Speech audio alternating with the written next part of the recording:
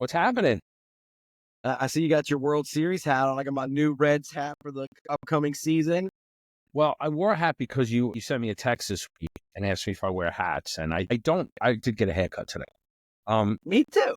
I got a haircut today. I needed to. I was a couple. I was actually a lot longer than I normally do, but I am wearing a hat because I am going to proudly wear an LJ's hat when I don't arrive here.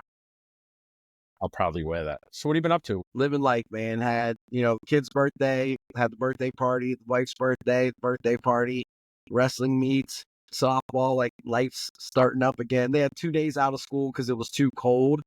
So it's like trying to get work done with 2 kids in the house. It's a lot, man. But it's like 40 degrees today. It's global warming.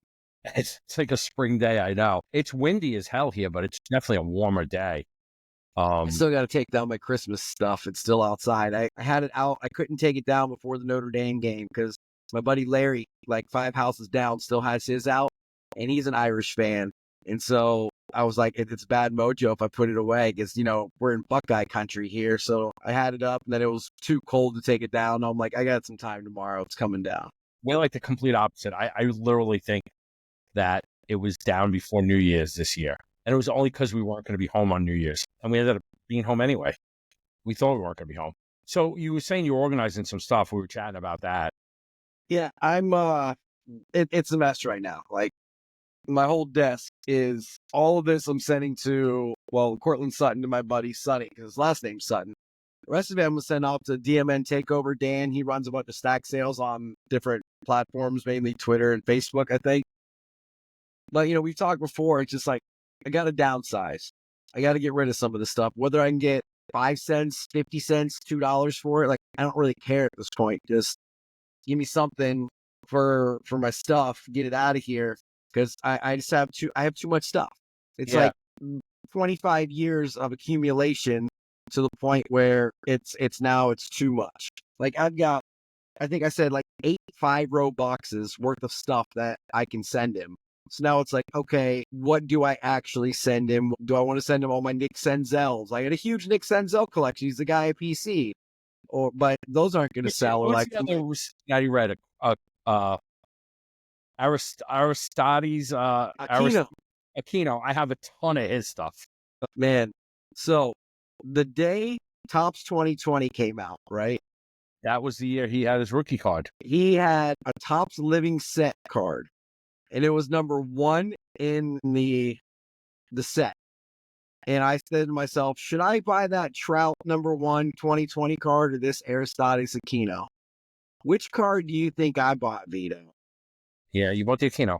I went with the Aquino, and it sits here as a constant reminder of the money I could have had at the height of that, man. Selling that for thousands of dollars. The Ermsey Trout. Yeah, the Project 2020. Yeah, I didn't get into Project 2020 until about card 33. And I'll tell you, I want to still hear about the DM takeover, though, because I'm interested in that. But I got in at card 33. I bought 5, right? Topps gave you the option 1, 5, 20. I bought 5. And I went right on. As soon as they arrived, I went right on eBay. I literally flipped 4 of them. I kept 1. They were $19.99 each. I think if you bought 5, it brought it down to about $18, maybe 17 and change. I sold them all for over $350. 4 of them. And they came back in a return a week later. And then I was able to get like 100 something change for each, but they came back in a return. And boy, and the guy returned them because the box was, the paper box that comes in was ripped. I said, I can send you $1 million boxes. I got a million of them behind me. I went deep in Project 2020. I went deep. I bought 1 of each player, the one I liked the most, and I bought every Blake Jameson. I did the Blake too. And I'll tell you, I would love to chat with Blake. I know we talked about that. He actually sent me 3, not 1, 3 autographed cards on him. Yeah. I know, he was unbelievable. He sent Claire a Jesse Winker, and he said it was, to his knowledge, the only Jesse Winker he's ever done.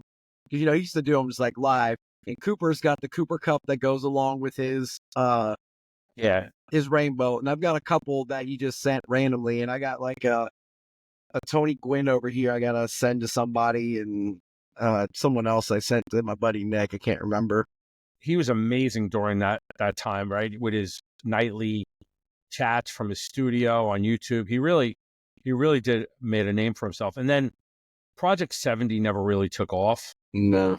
I did pick up his, but he did the, I'll bring it out next time. He did the Bobby Valentine with the glasses and the mustache. Classic, right? From when he was in the dugout after he got thrown out of the game.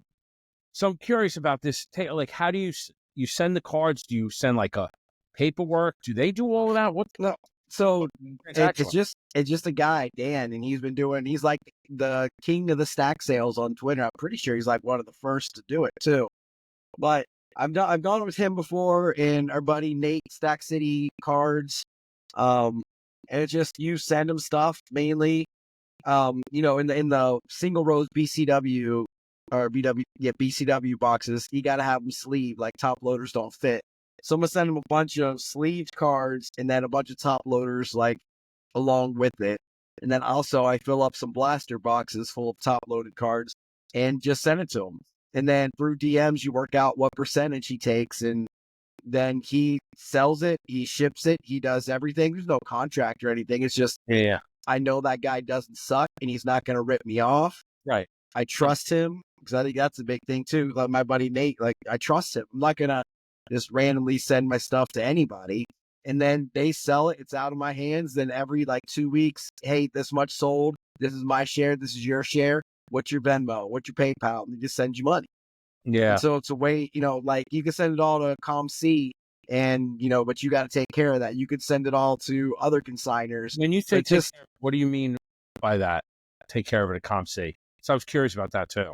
well, because then you got to price everything out. You've got to take care of everything. You've got to, you know, you're getting charged 50 cents a card plus fees. And then if you send them in top loaders, you send them the wrong way.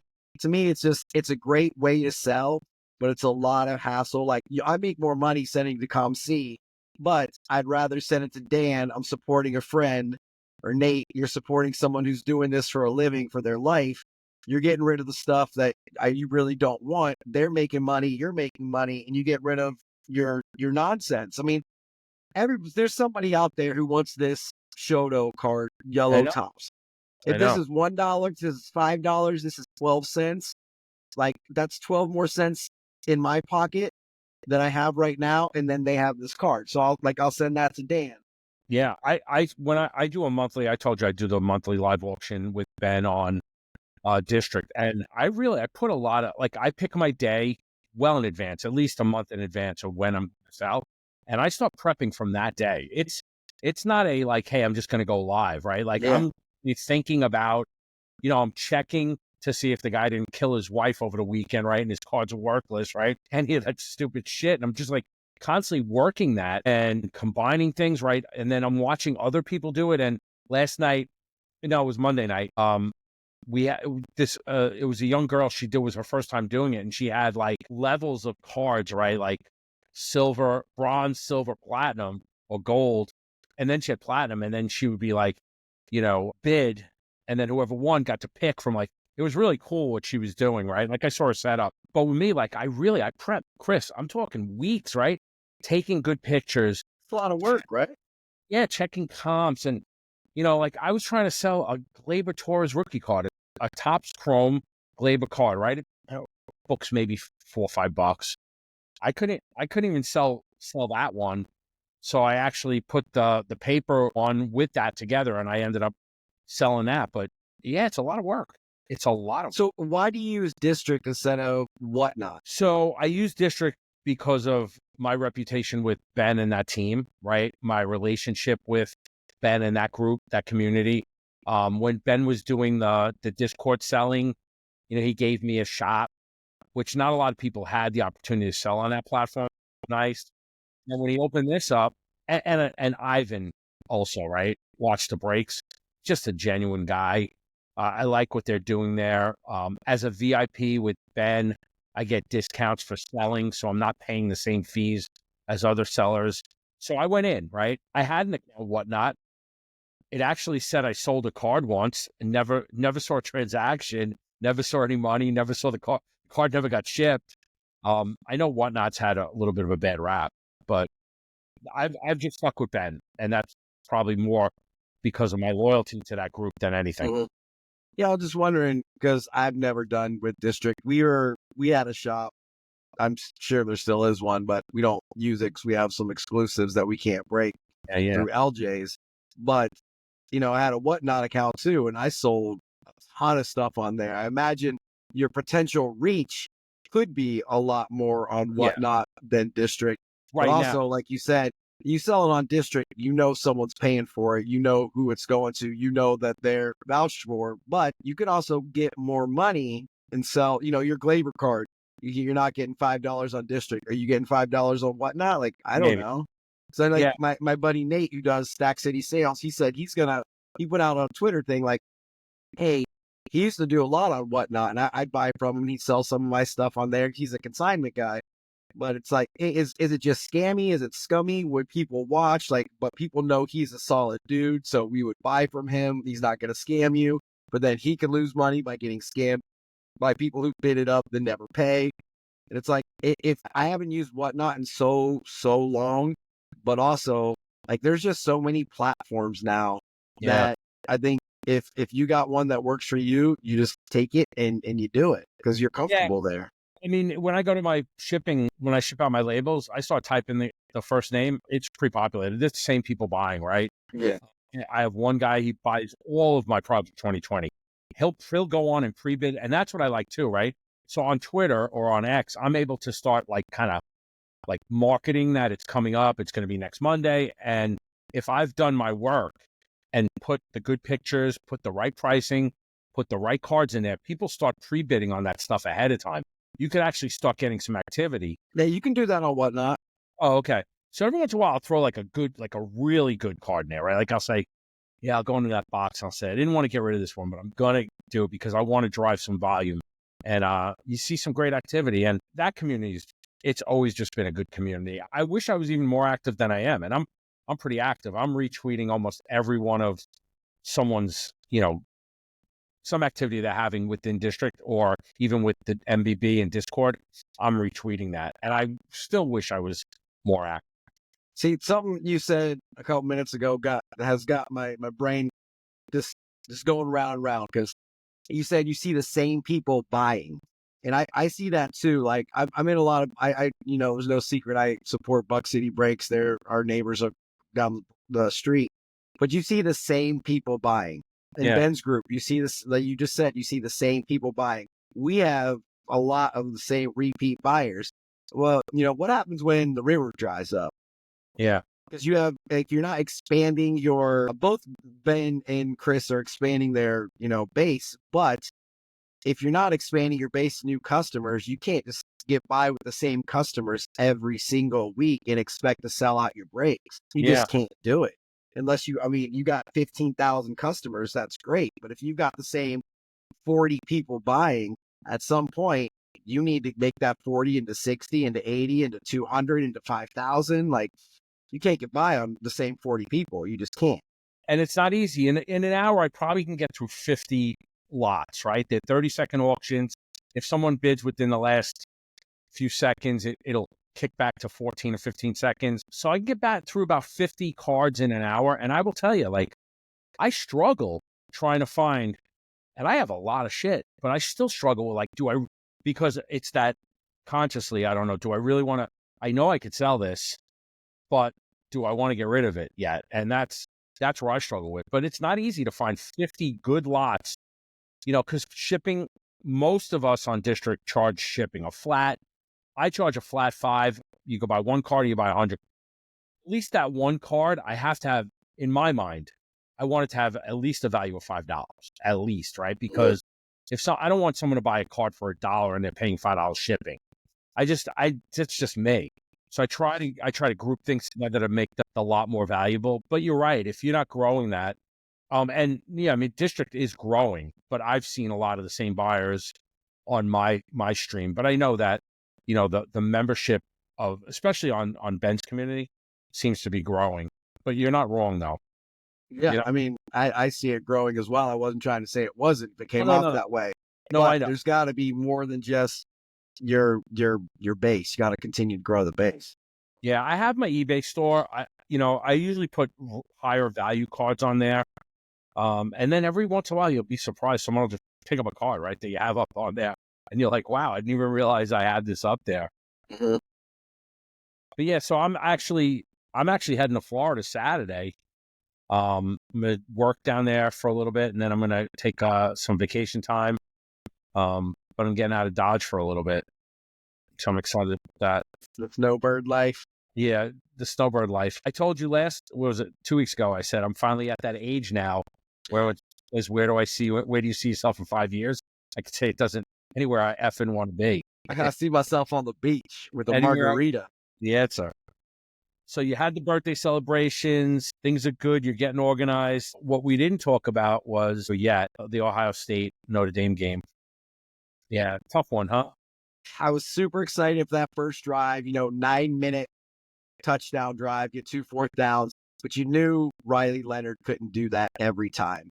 And then that 3rd down play, Ohio State's like 3rd and 8 on their first play, and they get that little screen pass and they barely get the first down.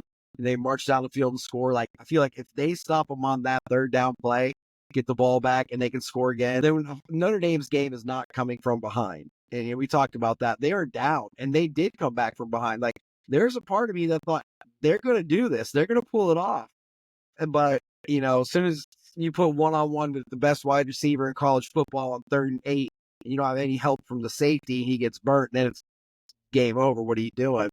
When someone mentioned to me about Marcus Freeman's body language, and then I started looking at highlights, I'm like, yeah, I didn't notice it. Watching every single game, you could almost tell that, when they were down 7, they were down 14, they're just like, Ohio State's too good. Like, we can't win this. Like, his body language was different the whole second quarter on in the game than I've seen any other time, which I didn't notice at the time, but I went back and watched some highlights at Cooper's Wrestling today and noticed that. And it's like, dang, they got there. Everybody in America knew Ohio State was the better team. Notre Dame would have to play perfect, but they were in it to the last 3 minutes of the game. What does that team look like next year? Are they returning a lot of starters? Yeah, the Lloyd Carr's grandson, CJ, who's a 5-star quarterback, should be the starting quarterback. Jeremiah Love, he'll be in the Heisman running. We're losing 2 offensive linemen, but we plug and play in the playoff with 2 backup offensive linemen who did excellent. Notre Dame's like offensive line U out there. I mean, losing Xavier Watts, who's an All-American, but you're also returning, and we lost our defensive coordinator to the Bengals, but you're returning a whole bunch of people, excellent recruiting class. They have a pretty tough schedule next year, but not playing in a conference. Like, I feel like they're just in the college football playoff for the next 10 years. It's just pencil them in the 5 to 7 seed. What do you think of this weekend's games? Man, Saquon Barkley is unbelievable. Unbelievable. Would he have done this with the Giants? No, the Eagles have the best offensive line in football. Yeah. Hands down. I mean, I could run for 50 yards with the Eagles offensive line, but Saquon could run for 400 if he wanted to. I was shocked how easily they won that game. I mean, it was a little tight. It was tight for a little bit, but. And then, I'm on the fence with Mahomes because the company I work for owns the most expensive Patrick Mahomes card in the world. Yes, it is. But also, it is a beautiful card. Like, I'm not on like the conspiracy team, but some of the calls that the Chiefs get that nobody else does, and we talked about before, it's ridiculous. And it's almost like, hey, bet all your money on the Chiefs because you win either way. You hedge your losses. You win money or the Chiefs lose and you're happy. So whatever. But Mahomes fan, so I can't root for the Eagles. Mahomes makes some incredible plays. Xavier Worthy made some great plays. Dalton Kincaid catches that amazing Josh Allen pass. We might be talking about a whole different game. That 4th and 1, like, you see the referee, he has the first down easy. And then they push the ball back, they review it, and all of a sudden it's not a first down. Like, they get that first down, it's game over. Bills are in the Super Bowl. But these are the kind of games that Andy Reid and the Chiefs always win. And I don't know if you blame the refs, you blame something, but like I am almost to the point where like Brady, it was greatness. Like if this was Tom Brady going for his third, I would watch it because he's the guy who gets his head ripped off, gets back up, and just jogs. Patrick Mahomes is crying after someone touches him on the arm. Like he just seemed I mean, like him and Travis Kelce might be the most punchable human being in the world. Like he's spitting in your defense's face, and then someone like does something to him, and he flops, and he gets a 15-yard penalty. Like that guy's just a punk. And I don't know. Just I'd rather have wet socks for a week than watch the Kansas City Chiefs win. Funny. What's funny is here I sit as I hate the Eagles. I'm a Cowboy fan, right? Not by no means am I a Chiefs fan at all. There's a part of me, just a part that wants to see the history be made. Yeah. That I want to say, well, I was there for that, right? Like I saw a three-peat, and so there's a part of me that wants that. But well, you'll see it in about 5 years when the Broncos and Bo Nix go back to back to back to back to back to back to back, win 10 in a row. Like LeBron, we're not talking about 3 or 4. LeBron doesn't even win 10 in a row. LeBron's finals, what's his finals record? 3-4 or 3-5, or he's not? I'll be forever grateful for 2016 and the Cleveland championship because I'm a grown man who cried grown tears that day. Wasn't that awesome for the city of Cleveland though? It was the city of Cleveland, like the Indians, Guardians, losses to the Cubs. They should have won it in '95 when they had the strike. And then the Browns have just been terrible and then moved and came back and have been terrible. I mean, the Cavs were good, but they had to go against Michael Jordan every year. And then to finally win your first major championship, it's like Cincinnati hasn't won anything since 1990. But, Ohio is a very Ohio State Buckeyes state. People care more about the Buckeyes than the Browns and Bengals put together. Did I ever tell you my brother's a Cleveland fan? I don't think so. He's a huge sports fan. He's an Indians or Guardians and a Browns fan, right? And he's obsessive. We went when they were in the ALCS, we went, and then he drove back to that World Series against the Cubs. He literally got in his car and just drove to Cleveland from New York City to go to the games 2 weeks in a row. And he's a huge Browns fan, right? He's gone to multiple Browns games. But when I will tell you that city, that was, LeBron back, Johnny Manziel, the Indians at the time. I got to tell you, that city was hopping, man. That city was really hopping because of that. And it was a fun couple of weekends there, I'll tell you that. But he's a Cleveland Indians. I've been to that stadium a few times, which I do like that stadium. Right? What is it, Progressive, right? Where the Indians play, yeah. It's going to be Jacobs Field to me forever because that's what it just was. The Jake, yeah. The Jake. And then the Eagle, what do you think next Sunday, not this Sunday, next Sunday? I was not going to ask you what you thought of the flag football outcome this Sunday would be. What do you think, Bowl? I got my pick. I'll tell you mine after you tell me yours. I'm going to root for the Eagles, but I think the Chiefs are going to find a way to win. How do you bet against not betting. How do you against a Patrick Mahomes-led three-peat with, he's the best quarterback in the league. Could be the best quarterback to ever play when it's said and done. Travis Kelce, for how much I don't like him, is the best tight end in the league. Pacheco is okay. Xavier Worthy is okay. That defense is great. Drew Tranquill went to Notre Dame. Harrison Butker's a punk, but he's really good too. Andy Reid's going to the Hall of Fame. What's his name's favorite guy? Butker? Parker? Yeah. So I'm looking at Andy Reid today. I went out to lunch with my buddy Josh at LJ's. He looks like Dr. Butnick from Sonic the Hedgehog. All right. I don't know who that is. Okay. He looks Dr. Egghead. It's like Jim Carrey's dad. Who Jim Carrey plays too. Gotta look that up, man. I'm like, he looks like a mix between Colonel Sanders and the evil villain from Sonic the Hedgehog. He just does. But I'm gonna root for the Eagles, but I think the Chiefs win. Root for the Eagles, think the Chiefs win. Okay. So do you have a score? 31-27. Chiefs. High scoring game. Yeah, Saquon goes nuts. Mahomes goes nuts. First half's low scoring, run the ball. Second half, they open it up. A.J. Brown's going to have a big game. Okay, I have 33-20. I have a little more of a beatdown. And I think KC covers, and I think the over. Now, again, I had 3 out of the 4 on this last weekend's parlay. I had the over on the Eagles Commanders. That definitely went over. I had the over. The Eagles went over by themselves. Yeah, right. I had the over and the Chiefs on the second game, but I did take the Commanders straight up. I thought the Commanders were winning that game. Money line, not with points, money line. I mean, Jaden Daniels is playing out of his mind right now, dude. And then, we text earlier about these prices of the Prism cards. Like, Yeah. I check Bo Nix every day to see if I can get a steal, but like the Bo Nix, the Jaden Daniels, the Drake May cards, like, are they going to go up? Like, look at these base card prices. I saw PSA 10 selling for over $1,000. I think the highest one was like $2,300. I don't know if that was paid for or not. But So are you these able are to scroll down on this? These are sold, and I just put Prism, right? I selected Commanders, and I have sold as my criteria here. I mean, This is going to be less value this week than last week because he won last week. Imagine if he would have won. Yeah, these are paying $32 for a base card, $28 for a base card, and these are sold today. $50. Yeah, if you even go back to before they lost, prices are double this. It's insane. It's insanity, and it brings you back to the Zion phase. Like Zion Williamson base cards were going for $80, $90.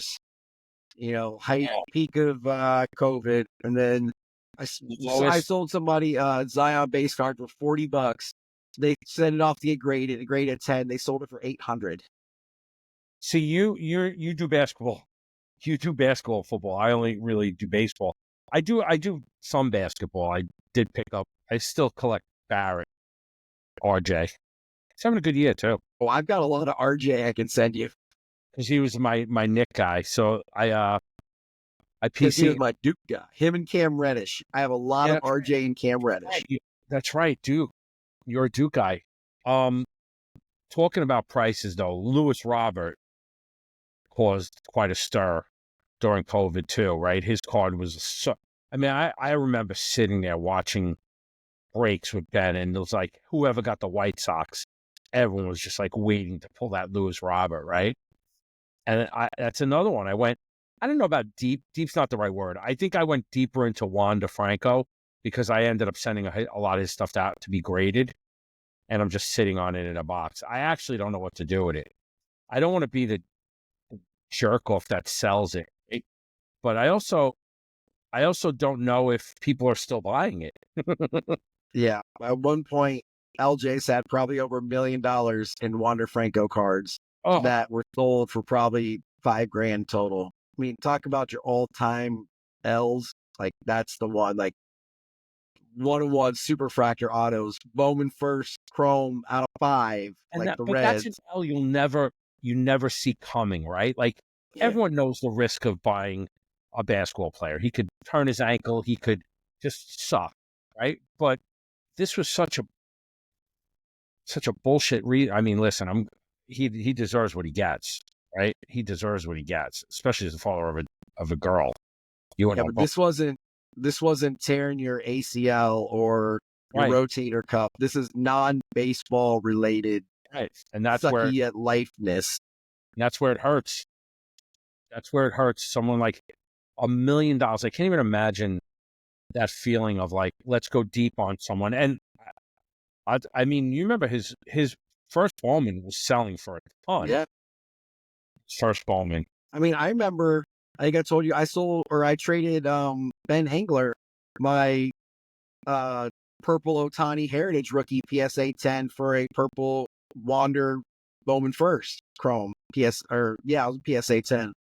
Then after all that happened, I sold it for about $250. And last I checked, that Ohtani was going for about $1,200. But Ben, he collects Ohtani. I don't.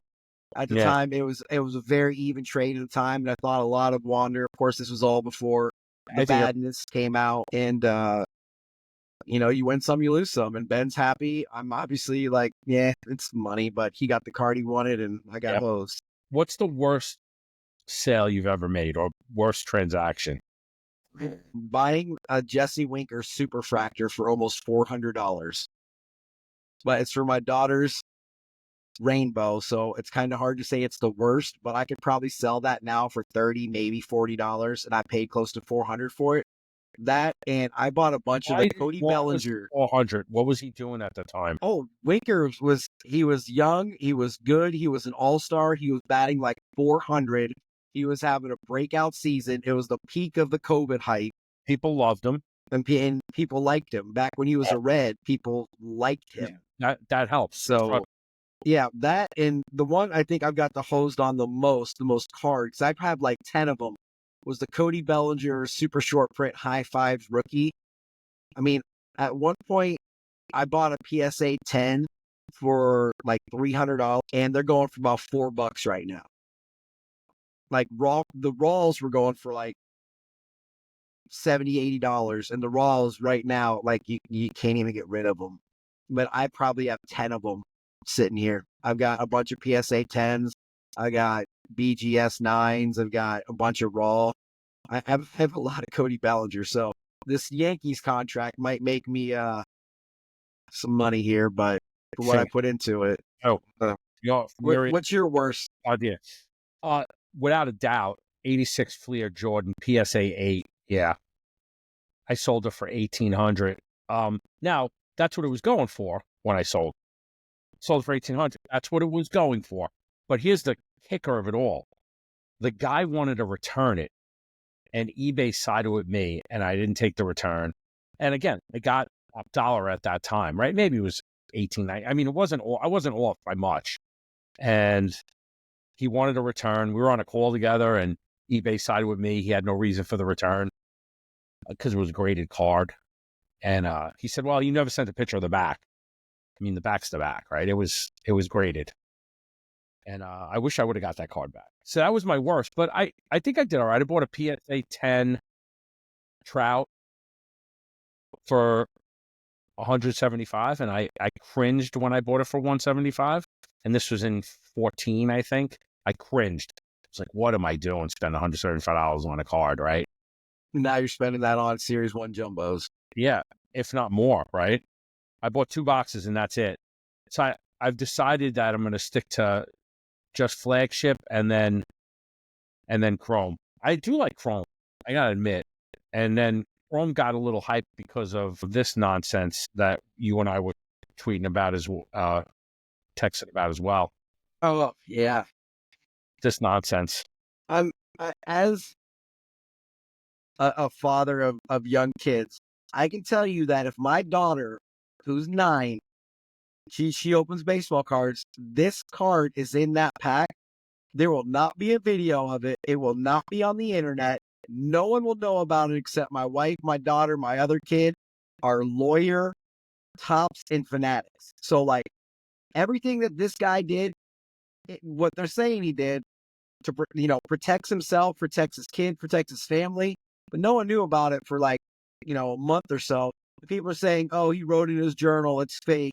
And then Topps and Fanatics are in collusion because now the chase is over. They sold more boxes. They knew about it. And now Series 1's coming out, so they've got to sell that. It's like, man, you people really have nothing else in your life to worry about. You can't, like, if Backyard Breaks hits it, it's, oh, they got loaded boxes.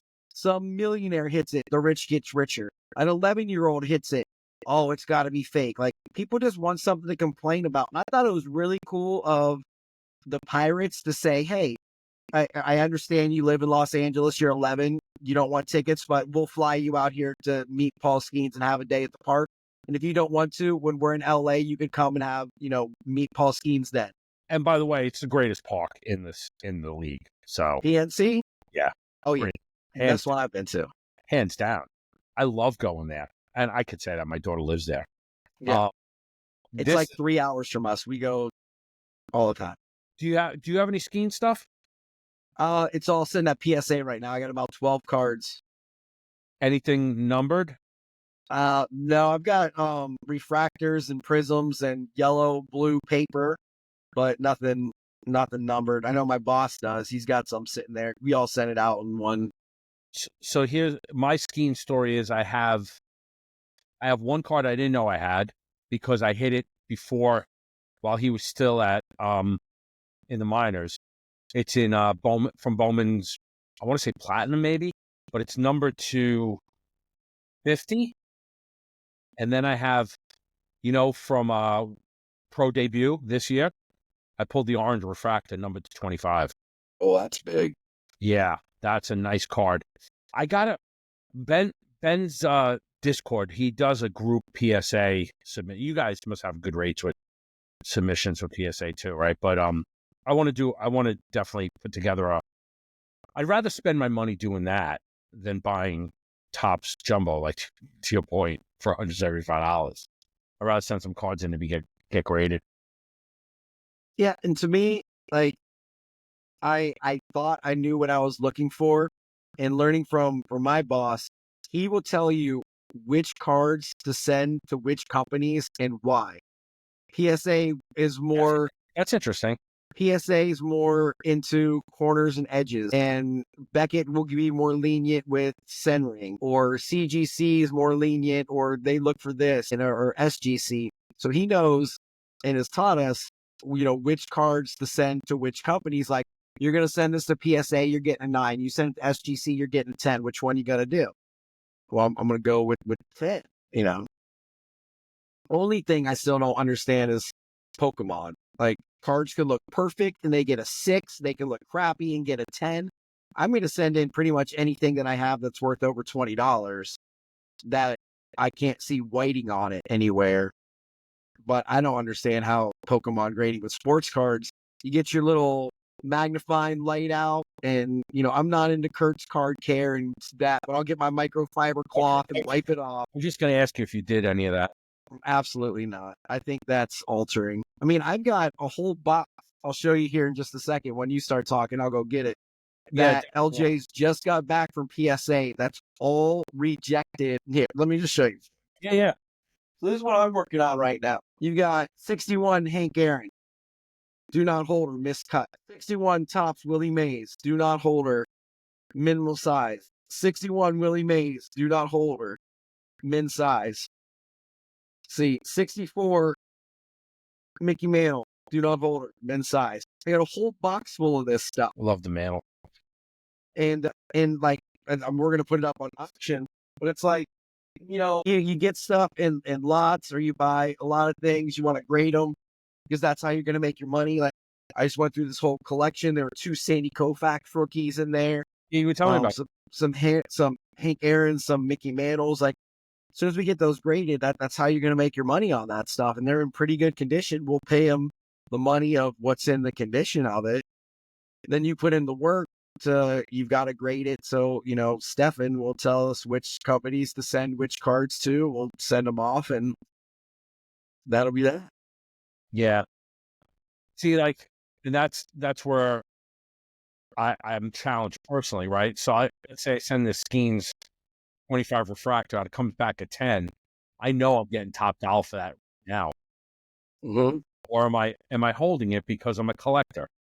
No, I got to flip that, right? A picture of all positions. That's the one you got to flip. And see too, Beckett, you got to send, like, people like, why, the Mahomes cards in a Beckett. Why do you send a card like that to Beckett? PSA's not grading that card. It's too thick. Beckett will grade the thicker cards. We'd even send some that Beckett said, this card's too thick. Like all these giant, like the cleat cards and stuff like that, those can't be graded. The company will not do it. And, like the giant booklets and stuff, you haven't seen a PSA one, but you've seen Beckett ones. It can't be slab though, right? I mean, right, that's what I'm saying. Someone could grade that and put it in kind of a case to tell you what it was, but I mean, it can't be slab, right? So like Beckett does the thicker card. So PSA only does no, they do mini cards though too, right? Yeah, but they can't do like thick booklets and stuff like that. But more and more of that is what's coming out. Yeah, about they say PSA's king. Beckett's going to be out of business in 10 years. Like, Beckett has this magazine that people I still get still it. go into LCSs and buy that has no, I get it delivered, and I read the first few pages because there's some color in there, and that's about it. I don't go to the price guide. First of all, I can't see the price guide. But they're the company that's not going anywhere. I mean, you see all these new grading companies come around and they're done in a year. I know. But Beckett's been there for forever. Yeah. Can't even think of what the one's called with all the colorful things on it that everyone is all into. HGA, remember them? Yeah, HGA. Where's that at? Yeah. Everyone used to have to wait in line. Vertical, right? Which was not, I'd rather horizontal, rather. How great was that? Like, everyone was loving that. I remember like 9 o'clock, 5,000 spots are going to drop and you'd be waiting in line, refresh to try to get. And now it's like they're bankrupt. They're gone. Like PSA's just expanding, getting bigger. I think it only gets bigger with, Fanatics, just part of that loop owned by Collectors Universe. And SGC is just going to be around. CGC is always going to be around because they do comics, they do stamps, they do magazines. They're starting to do pictures and stuff. And, Beckett's, they're not going anywhere. They just aren't. Yeah. Yeah, I got to definitely get something together for PSA, though. I should definitely send some stuff because if I am ever going to flip it, being graded, I'm going to get a premium if it reads well. Do you have a price line? Like if this card's over $30, I'm sending it in. Or if it increases the value by 5 times, I'm sending it in. I think it's more, if it's increasing the value is more what I look at. You know what's funny? So when we were in Chicago, not Atlantic City, so Chicago, I had a Panini Redemption black box that during COVID, when I was bored, I bought a box of basketball, which I never do, and I got a Bol auto, and I think I might have told the story, but I ended up getting the LaMelo Ball 1/1 RPA, right? Beautiful. It's a beautiful card. It really is gorgeous. And people are saying, oh my God, you can get 20,000. I'm seeing on eBay one guy selling the one from the year prior to that, $29,000. And I'm like, if I can get $30,000 for this card right now, I'm going to sell it. But if I can get 400, I'm just going to keep it because it's a memory of being in Chicago and that whole trip. Like, so the whole grading thing to me is how much more is it going to increase? Not what's the value of it today, right? Because I mean, I have paper Bowman that I graded. I didn't grade. I bought, like I picked them up, whether it shows or something like that. I know that's probably a waste for someone to grade that, but who cares? I liked it. And, like what you want? Yeah, it definitely adds some value to that. Trying to see what I'm trying to sell now. Here's some things that I'm trying to sell on. So I got an SP Acuna, right? It was just sitting in a box. Tell me why I thought it was Paul Skeens. No, it's not Skeens. It's but Joe. It looks like him, doesn't it? It does. I know.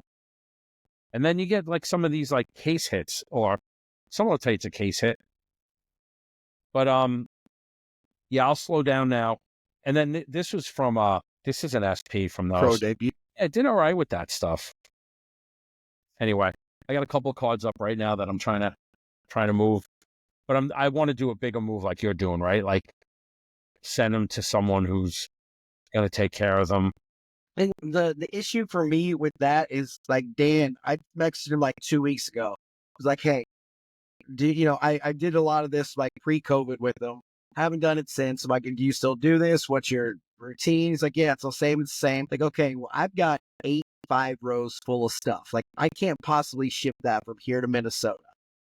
That's going to cost me a fortune. So he recommended, buying a bunch of these ones, which I got 50 of these sitting in my house, filling them up in like large flat rate box, $45. So that's what I'm going to do. And then it's just going through my stuff. Like I could send all of it, but right now I want to send everything to maximize my money. And maybe, next time I'll send them random jib jabs and all the Nick Senzels and all the Aristides Aquinos that I take 12 cents for. Right now, I'm like, okay, I got a bunch of, the worst card I'm probably sending him, might be this Shota. Like, but also I have no idea what it's worth. And he's going to take the time to find that out and sell it. Like, here, great. Yeah. God bless. But I do this all day long for my job. And so honestly, like, I love it so much, but Like, I'm 42. I got a wife and 2 small kids, and coming up, they're just.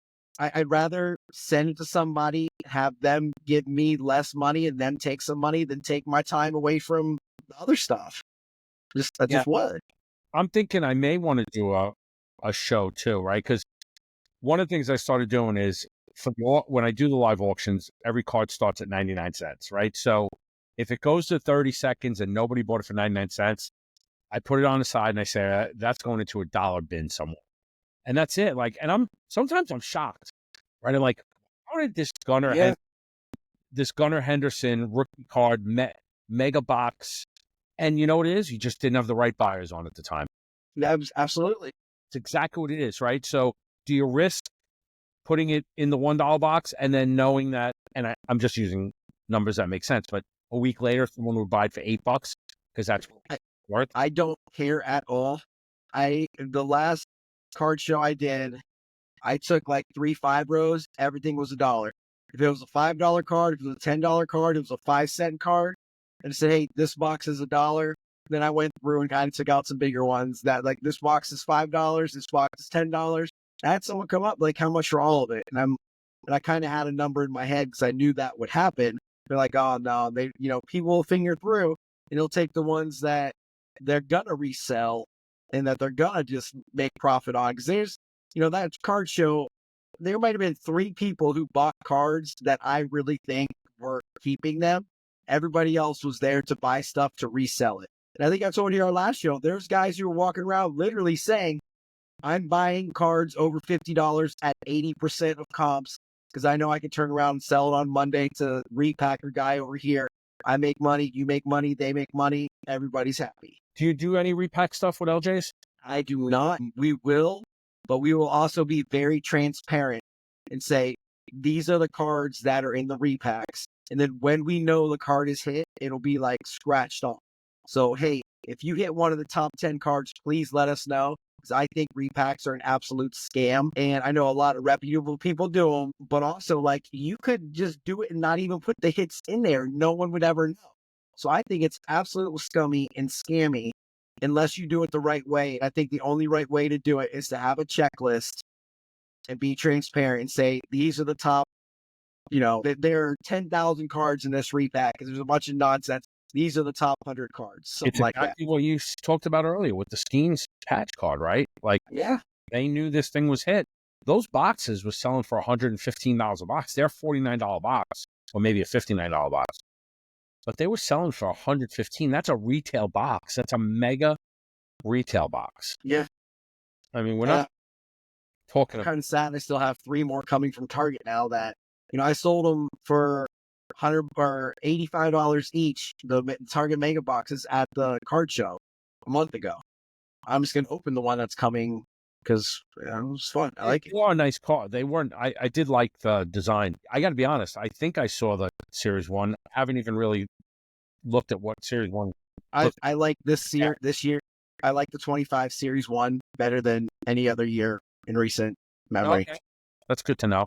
I like it a lot. Those are going to sit here. I got to get my neighbor to. I'll be down south, so I got to get my neighbor to grab them off my stoop, or someone else will be ripping them. Get overnighted to you? No, FedEx? from Tops. I did the pre-buy, so they'll probably arrive on the 12th, the day of. But being that I'll be down in Florida, more than likely I'll hit a Walmart or a Target because I don't have Walmart here in New York. So when I see a Walmart, it's exciting to me. And I'll probably try to get a couple of boxes just to keep busy down there, right? So, other than that, that's it. I've just been busy with work, which is okay. I'd rather be busy than not. And my daughter's going to come visit us in Florida while we're on vacation, so that's good. So I'll get to see her and gearing up for the spring. Yeah, I think I'm more excited for spring training than I am the Super Bowl. Like the Reds are going to be good this year. Have you ever gone to spring training? In high school, we had a baseball trip down to Bradenton, Florida. Nice. And the Reds, the IMG Academy we were playing at, and the Reds at the time, their spring training facility was down there. So our team went to a game. I've never been like to Arizona for like, hey, I'm going to spring training for a week. Like I have other things to spend my money on. I would love to. And like 50 years when I have a whole bunch of expendable money that doesn't matter. But right now, I'm just Yeah, I'll do more of that when I'm in Florida more. Like I'm going for a couple. I'm going for 2 weeks, I mean, right? we go to opening day every year, and actually, if I'm gonna be on vacation this year, so I'm gonna miss it. We're gonna be in Virginia, Oh, so nice, I'm sure when we come back, we'll hit up the Reds, and then we usually go when the Reds play the Pirates. We go to PNC because nice. they got a nice, children's museum and stuff to do Yeah, out there. it is a nice city. The Duquesne's Incline. I like going up there, and then the restaurants you can have lunch for super cheap and just look over the city from up there. We always stay in the same hotel right in the Three Rivers by that park, and Three Rivers, yeah, go to the casino at night while my wife's home with the kids. or the Rivers Casino. Yep. The thing I hate the most is like we used to have to drive to West Virginia to go to the casino. You could still smoke in the casinos there, Oh yeah. and it's just like, ugh. My daughter goes on Saturday night. So if you're familiar with PNC, that whole strip of there's Yeah. all bars and everything. So that's like where they all hang out now, and it's actually cheaper. And I think of how a college kid thinks. It's cheaper to get an Uber at the casino than it is in the middle of the strip where all the bars are. So they walk down to the casino, they hang out there for an hour, get a drink, and then they're lined up there, the Ubers, and they get one for half the price. And I'm like, I mean, what? I asked my daughter, I said, how much is it really? And I look at her receipts. It was like $7. I said, so you mean maybe it was $9.50 or $10? And that's just how college kids think, right? Let's I save that remember a while couple of years ago, my dad and I went out to Pittsburgh for a Broncos Steelers game. It was Von Miller's last game as a Bronco, and we went to the casino. We took like an underground subway, like Yeah, goes yeah, right by our hotel, went right to the thing. yeah. We met Chris Vargo, Woodpig Met- out there. oh, I think it's cool. I had a migraine, so I'm like, I'm done for. So my dad's having dinner with Chris and his wife while I'm like in the bathroom throwing up from a migraine. And it was just, and then Chris ends up giving us a ride back to the hotel, and I like him. He's part of our Jeep group that we all go to the Jeep Festival in That's camp every. Yeah, Yeah, he's a good dude. He's a good dude, Chris. Yeah, when I go down to Florida, I try like I haven't been to spring training, and it's right like the Astros are pretty close, and the Mets are not far either, right in Port St. Lucie. But I try to see if the Florida Panthers are playing because that's only about a 25-minute drive. Oh yeah. They're not playing. They're playing the one night when I can't go because my wife's flying down, so I have to pick her up, and then I look to see if the Heat's playing. And I try to go to a Miami game, but they're not really playing. I think I'm also going to be there during the All-Star break. So Yeah. See, last time I went to Orlando, the Magic were out of town for like 2 straight weeks. Like, I know. and So, the one day they were in town was like Magic Kingdom Day. Like, I'm not gone. right. I try to do that when I travel. Right. A lot of times at work, not as much because usually I have like a work dinner or something. But once in a while, you could talk somebody out of going to the work dinner and go to a ball game or something like that. I'll never forget. And this will be the last thing before we say goodbye. I was in LA, but I was about an hour outside LA, and I get a phone call, and we had a bunch of different vendors coming in to talk to the sales team, and one of the vendors said, "Hey," they were presenting the next day, so he called me. He's like, "Hey, what time you guys done today?" I said, "I don't know, about 4:00." He's like, "You want to go see the Nationals in the playoffs against the Dodgers?" And I'm like, Yeah. "Damn, I do." And he's like, "What time are you going to be done?" Because you remember, I think the game started like 5:05. It was 8:05 in New York, but 5:05 time, and I would have never made it. They said it would have took me 2.5 to 3 hours to get there, so I got a chance. And that was when Soto went off against the Dodgers that year. Yeah, those are. What's the greatest live event you were ever at? That's what I'll ask you. Sporting event? No, you know what? It doesn't have to be. If sporting wasn't the first thing you thought about, it doesn't have to be. All right. So the first thing I thought about was the Foo Fighters concert at Wrigley Field when Dave Grohl had his broken leg and he's out there on his Game of Thrones chair and it was pouring down rain. Dude, My wife was pregnant with Claire. He is a rock star. He is a true rock star. And that in the Blue Jackets, when they swept the Tampa Bay Lightning, when Tampa Bay had the best like regular season record of all time, that was the most fun I've ever had inside of a stadium or at a game. Like that, I mean, then I went to Notre Dame, Michigan, in Michigan. Michigan beat the hell out of them, but it was pouring down rain, and I've never experienced like a monsoon, and that was actually a lot of fun. I was at the Cavs when they swept the Hawks in the 2015 playoffs. But the first time walking into Mile High Stadium, like I literally like cried walking up to it because it's been, something I've wanted to do my whole life. I think I was like 22, 23 the first time I went. I'm going to say that I'm going with my very first ever Broncos game. Oh, that's pretty cool.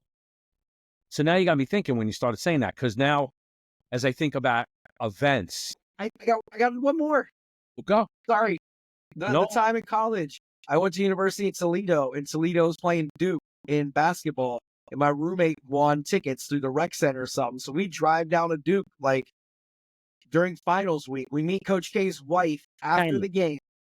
Going down the camera, meet Coach K's wife after the game. Tell her, oh, we got to go. We got to drive back to Toledo. She's like, you guys drove 12 hours to be here? We're like, yeah, I'm going to drive back now. She takes us into the locker room. And this is when J.J. Redick and Sheldon Williams, Wojo and Collins were on the staff. Coach K's, it was Coach K's, I think, either 500th or 700th win. We hung out with Coach K for like 10 minutes. And it was the absolute greatest. Like, nothing's going to top that. That is really awesome. I got a J.J. Redick jersey downstairs in frame that's autographed by that whole entire 2005 Duke team. That's actually pretty cool. So now you got me thinking when you started to talk about non-sport. So, like now as I'm starting to think, I guess probably the one of the most impactful one. I was young though. My mother took me to go see. So my mother was pretty cool about this kind of stuff. She took me to Shea Stadium to see the Pope, right? Because she's very religious. Yeah. So that's pretty cool to see the Pope, right? Yeah, man. Which one? John Paul. And it was when it was pouring rain, and then when he came out, the sun came out, and then when he left, it started raining again. It was pretty cool. But my mother also took me and my brother to Shea Stadium when Pete Rose was in that during his hit streak, when he probably was at game 44 or something like that against the Mets, and she took us there, right? A lot of, as a Yankee fan, I got a lot of big Met memories because I lived so close to Shea Stadium. We snuck in once. My buddy who still does it. He's a TV producer. He actually works for Good Morning America. He's an editor, rather. He said he saw them loading in equipment into Citi Field and Shea Stadium. He's like, just grab something, follow me. And we just grabbed these milk crates and we walked in, and then we dropped them, and then we left them off, and we ran and hid in the bathroom. And it was when Dwight Gooden, I think he was 16-1 at the time, and John Tudor was like 16-1 for the Cardinals, and they were meeting that night to win the division. So, so those were younger time. But I think sporting events. So I was at one Stanley Cup game, but that wasn't one of my best. I've been to 2 NBA finals, and I went to all the home games because I was a Knicks fan. But I was at Jordan when he came back and scored the 55 live when he came back after his first game back at the Garden. I was at John Starks, the dunk game when he dunked over Jordan. I was at the Larry Johnson 4-point play game against the Indiana Pacers. I was at the Ewing follow Starks dunk after and then, so a lot of Knicks stuff, but I also was at Ohio State, Penn State, a whiteout game, and that was that's something I want to do.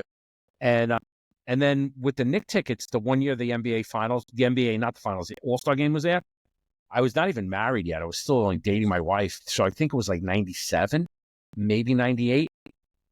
We went to like the 3-point contest rookie game night, and then I had tickets for the All-Star game as well. And Jordan and Kobe were in that All-Star game. Pretty awesome. So a lot of good Knicks stuff, like Vince Carter, young LeBron, Jordan, all of that stuff live. As far as like music events, so one time when we have more time to tell you, I'll tell you the funny story of when I worked in a deli, and this guy came up to me and asked me if I wanted to work security at a concert. I ended up working for this guy for 13 years till I was 31 years old. And I went to Lollapalooza, Pearl Jam, closing act, pouring rain, singing Alive with just a silhouette of of Eddie Vedder. So cool, a lot of cool shit as I think back now. You talking about that just reminded me that in high school, my brothers and I flew out to Chicago at the United Center for the very last Smashing Pumpkins concert ever as the original band. Wow, And Billy Corgan's mom had just passed, and he wrote a song called For Martha, and his dad came up on stage and sang it with him. that's pretty cool. And nothing's gonna top that. They rocked until literally the security shut them down. He's like, Billy Corgan comes out. He's like, I would like to thank the Smashing Pumpkins for opening us tonight. Like, they had no opening band. They came on at 7. He's like, it's 11 o'clock or whatever. You have to shut down. Like, we're not stopping until they pull the plug. Like, this is our last show. And they literally rocked. Like, he came out wearing, a Chicago Blackhawks jersey, and it was incredible. I drank a lot of Coors Light that night. Are you friends with Tub Mentality? He just went live on District just now. I just got a notification, so he's live. I'll go check out what he's doing. All right, you do that, and I'll get the kids to bed because it's after 9. Hey, thanks again. I'll talk to you during the week. I'll hit you up. Yeah, man. Safe travels. Let me know you got there safe. Yeah, I'll talk to you soon, man. Thanks, All right, bud. man. Take care. Bye, Chris.